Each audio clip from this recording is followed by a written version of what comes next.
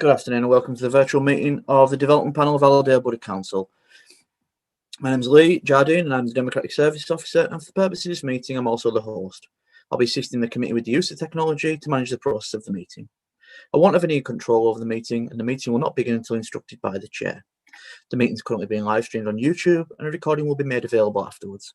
Everyone who has indicated they're attending is now joined, and firstly what I'll do is I'll do some introductions. So starting with the members. Councillor Armstrong.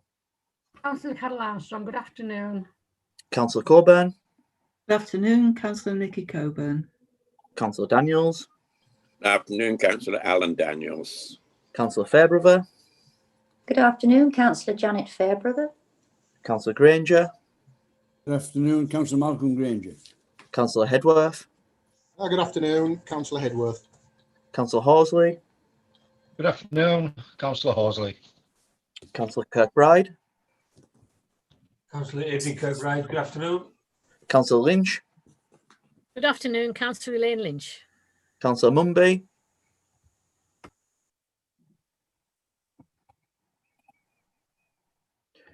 Councillor Mumby, you're on mute. Councillor Mumby is on the meeting. Here we go. Good afternoon, Councillor Mumby. Councillor Semple. Hi, Councillor Andy Semple. And Councillor Smith. Good afternoon, Councillor Alan Smith. And now the officers, Simon Sharp. Good afternoon, my name's Simon Sharp. I'm the Planning and Building Control Manager. And Sharon Sewell. Good afternoon, Sharon Sewell, Monitoring Officer. Thank you for your introductions. We also have support from our communications team on the meeting. So I'll formally hand you over to the chair to start the meeting. Thank you. Good afternoon, everyone. As previously stated, my name's Nikki Coburn and I'm Chair of the Development Panel for Allerdale Borough Council. You've been introduced to the members and officers in attendance today. The planning application under consideration today will be decided by members of the panel who are councillors, and we are supported by the officers in attendance. Moving on to the agenda. Lee, do we have any apologies for absence? Thank you, Chair. Apologies received from Councillor Tyson, who's replaced today by Councillor Hedworth. Thank you. Any declarations of interest? Please raise the hand function if you wish to make a declaration, and if it becomes apparent during consideration of the application that you may have an interest, please declare it at that point. Can't see any raised hands. No, okay. Chair. Questions? Do we have any questions, please? No questions received, Chair. Okay, moving on to the application then.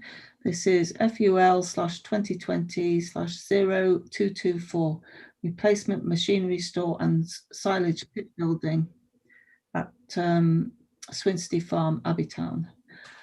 So, okay. Yeah, Chair, I can just confirm that the speaker's now on the meeting as well. Thank you. Okay. We'll move on to the planning officer, Simon Sharp, to give us background, please. Thank you, Chair. I won't detain members more than necessary. This is an application for an agricultural building on an existing functioning farm. It replaces existing structures on that farm. If members are familiar with Abbeytown, the farm, and we'll look at the slides in a moment, but the farm is to the south of the village on the way to Wigton, just off the main Wigton Road. The application is before members today following a referral to the panel by Councillor Tony Markley. And before I go any further and just go through the issues and the slides, I have received an email from Councillor Markley, and I'll just read it verbatim for you at this juncture. He's unable to attend the meeting today, but he says, this application will assist the applicant and farm to become a better, efficient, sustainable operation for the local farming industry. I can fully support the application. So if I move on to the slides, just bear with me, I'll share my screen.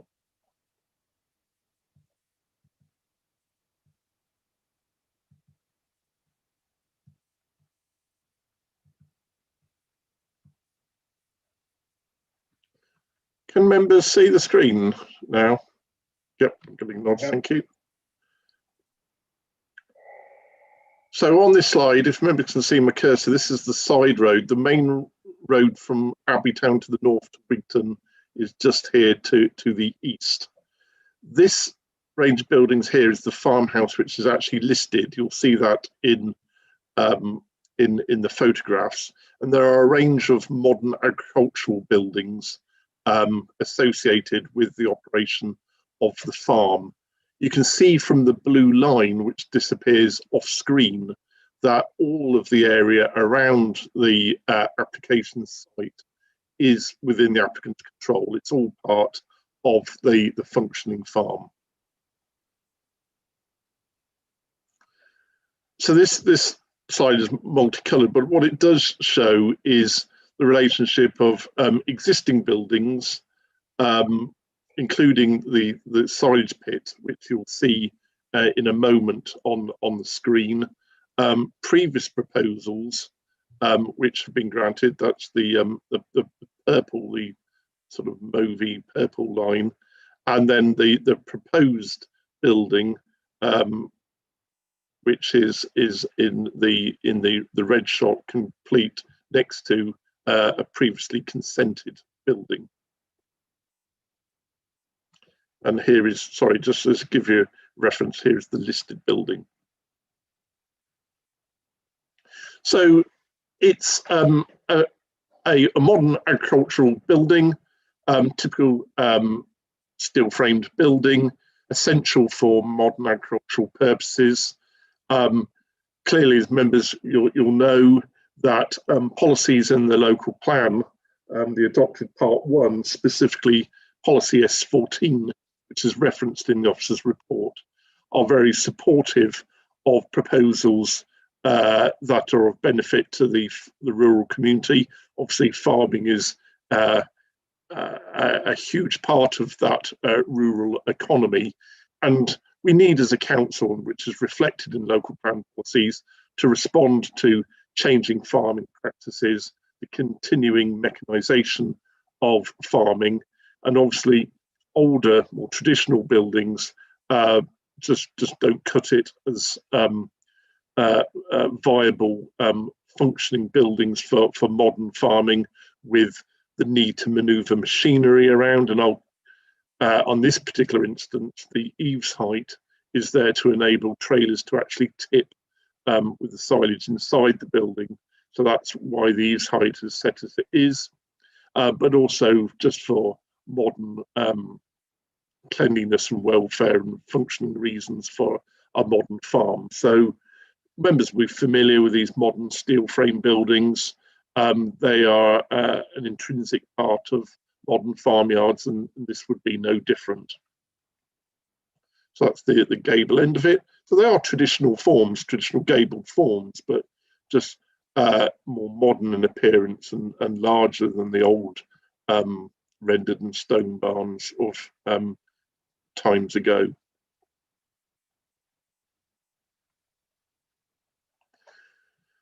So this is looking back, really just from the application site back towards the farmhouse. At the back of it, you can see in this photo, you can already see the fact that the juxtaposition of the farmhouse with modern farm buildings.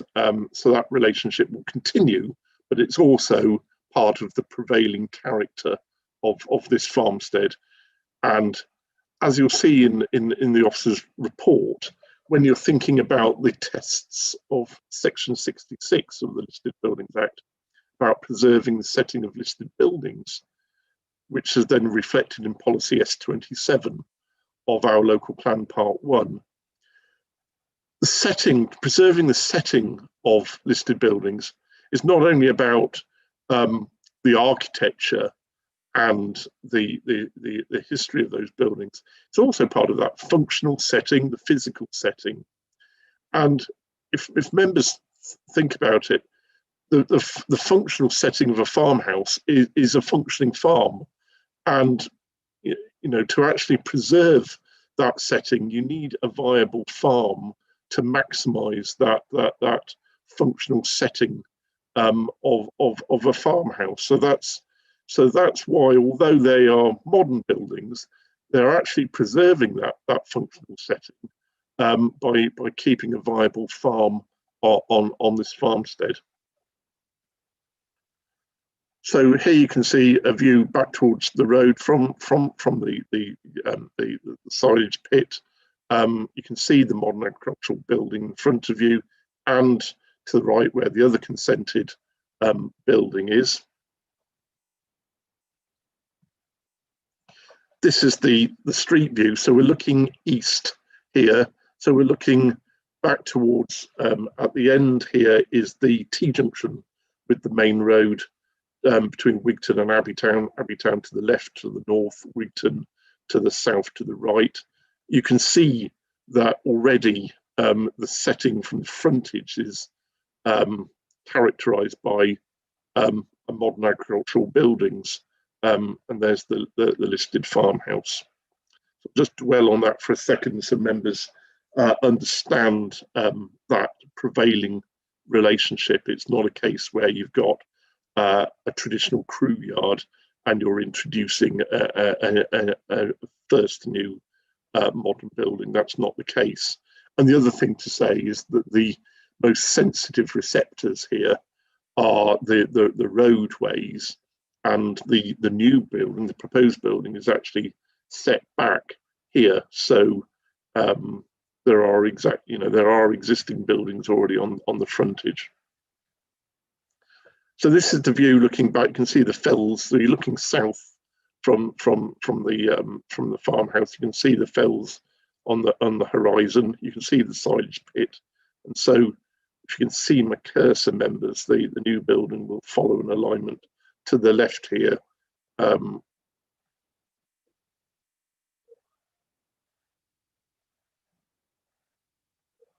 So that concludes the photos. As I say, the officer's report is before members. Really, purely the only reason for for this matter being before members today is because of the referral by Councillor Markley. As I said at the start of my presentation, Councillor Markley is in support of the application. There are no late items to report, and therefore, Chair, I'll hand back to you. Thank you, Simon. I believe we've got a speaker, Lee. Thank you, Chair. Yeah, the speaker today is the agent, Anthea Jones. Anthea, you'll have 5 minutes. Thank you.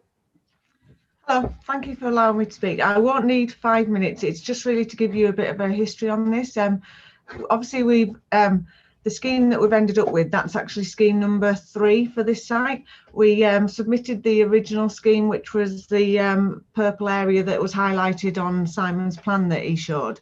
And the planners were concerned over the impact on the setting of the listed building and creating sort of two buildings. So we revised the scheme and set it slightly further back, but this is the sort of 3rd revision where we've set it further away, but it's to the minimum size that we can actually allow it to be functional. So the reason the applicant obviously had been in contact with Councillor Markley was because of the concern we had that we weren't coming up with a solution that was acceptable to the planning authority and to the applicant, and for it to still be functional. But we're happy to say that obviously the report is a very comprehensive report and sets out the issues, and we're happy to say that we've come up with a scheme that hopefully that you can all accept the officer's recommendation, and that allows the farm to continue and function.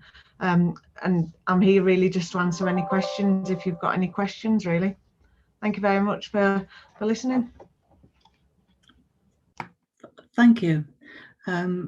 Members, do we have any questions for Ms. Jones? Councillor Granger.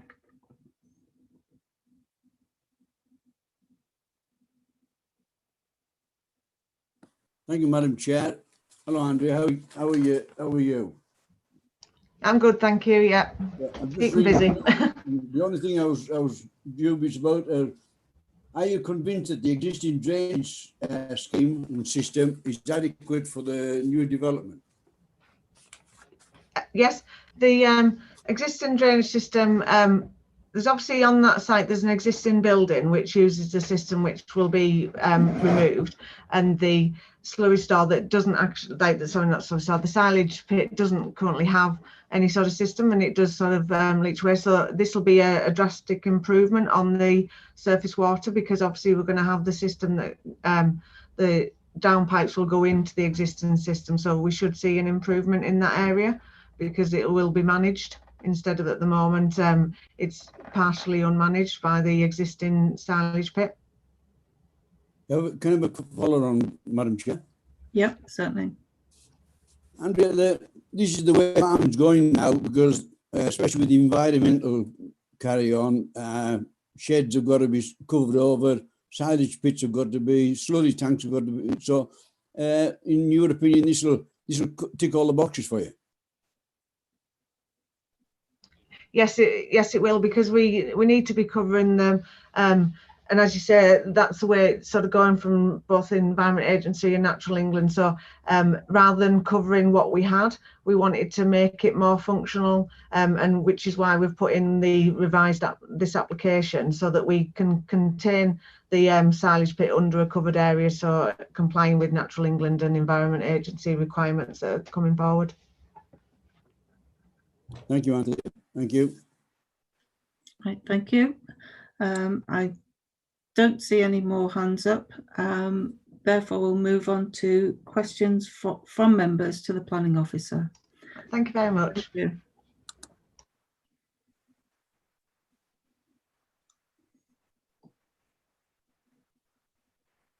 Don't see any hands up. Do you, Lee? Councillor Yes, Chair. Granger. No, sorry, I've touched it. Well, since there's no questions, Madam Chair, I'm just going to recommend approval, because as Simon says, just for the fact that Tony called it in, other than it being left to officers, and they would recommend it anyway. So I just recommend approval as per officers' conditions. Right, Councillor Armstrong, you're on mute. I was just going to propose it, but I'll second Malcolm, Councillor Granger's recommendation. Okay. So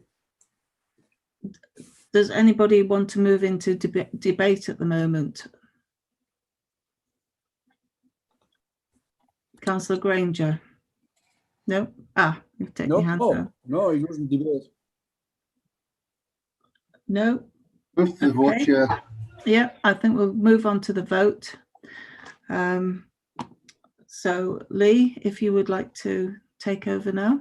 Thank you, Chair. Members, if you just want to say your vote, no need to repeat your name. So it's for to approve. Councillor Armstrong? For. Councillor Coburn? For. Councillor Daniels? For. Councillor Fairbrother? For. Councillor Granger? For. Councillor Hedworth? For. Councillor Horsley? For. Councillor Kirkbride?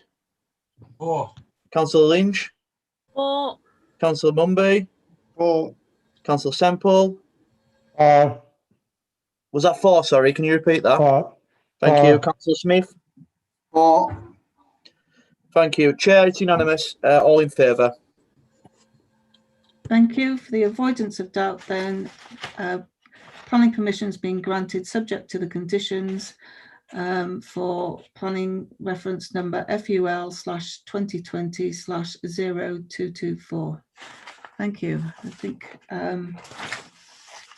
we can end the meeting.